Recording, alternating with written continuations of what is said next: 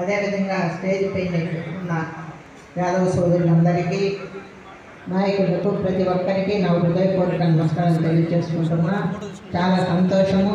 అందరు కూడా పిలిచిన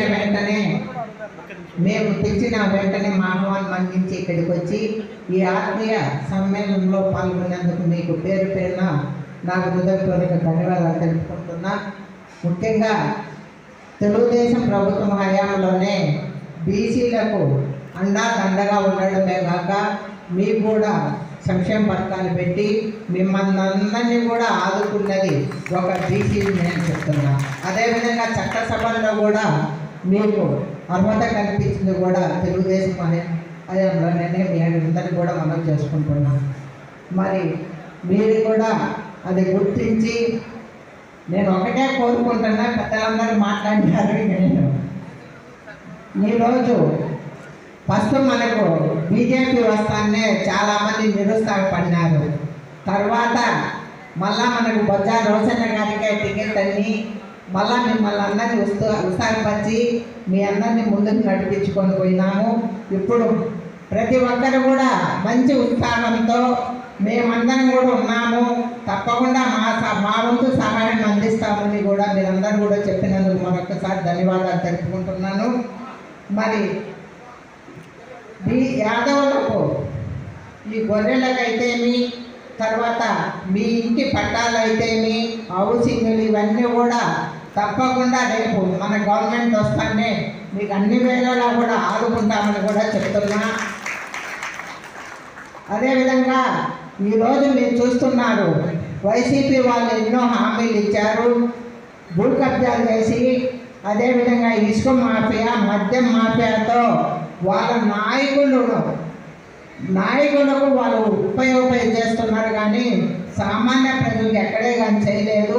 ఎక్కడికి పోయినా కూడా ఆ రోజు మీరున్న హాయంలో కానీ, మీ తండ్రి గారి న్యాయంలోనే రోడ్లు అయితేమి, బోరింగ్లు అయితేమి, తాగునీరు అయితేమి, ఇంటి పట్టాలు అయితేమి, అదేవిధంగా ఇల్లు కూడా మీరిచ్చినది అని కూడా ఎంతోమంది చెప్పారు. కానీ ఈరోజు చూస్తే వాళ్ళు ఎక్కడే కానీ ప్రజలకు ఎటువంటి ఇబ్బందులు ఎటువంటి సహాయ సహకారాలు అందలేదు. మరి ఈరోజు మళ్ళా మీకు అందరూ కూడా మనవి చేసుకుంటున్నా, తప్పకుండా రేపు గెలిచేది మన బొజ్జా రోషన్న గారేను.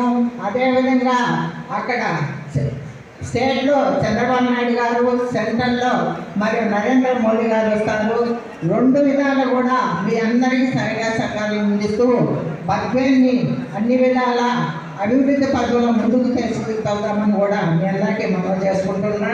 నేను ఒకటే చెప్తున్నా, బద్వేల్లో మీ అందరికీ కూడా చెప్తున్నా, ఒక శ్రీకృష్ణ దేవాలయాన్ని కట్టుకునేందుకు మీ అందరికీ తెలుసు ఎన్ని అడ్డంకులు మీ ఐసీపీ వాళ్ళు సృష్టిస్తున్నారో మీ అందరికీ కూడా తెలుసు.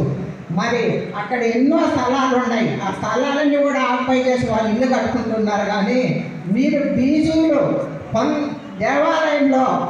దేవాలయం కట్టుకుంటామంటే గవర్నమెంట్కి చెప్పి ఆ దేవాలయాన్ని కట్టనీయకుండా నేను ఎన్నిసార్లు ఆపిందో నాకు తెలుసు.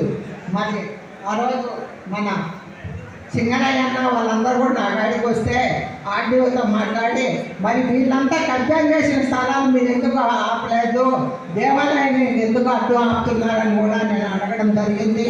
మా వంతు మళ్ళా తప్పకుండా ఈ దేవాలయాన్ని పునరుద్ధరించి అన్ని విధాలా కూడా చేస్తామని కూడా మీ అందరికీ కూడా మనవి చేసుకుంటున్నా.